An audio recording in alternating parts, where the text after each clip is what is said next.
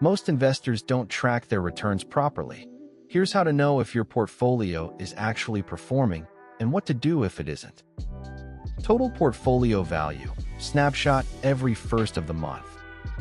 Contributions made versus growth, know which is driving performance.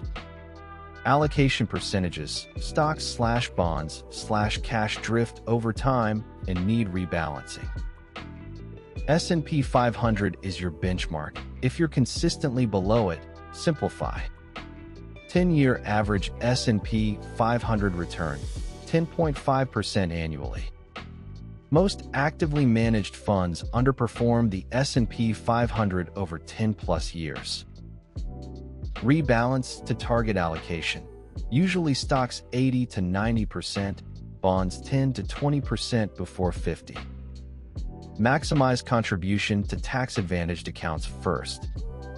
Review expense ratios. Every 0.1% in fees costs $10,000 over 30 years on $100,000.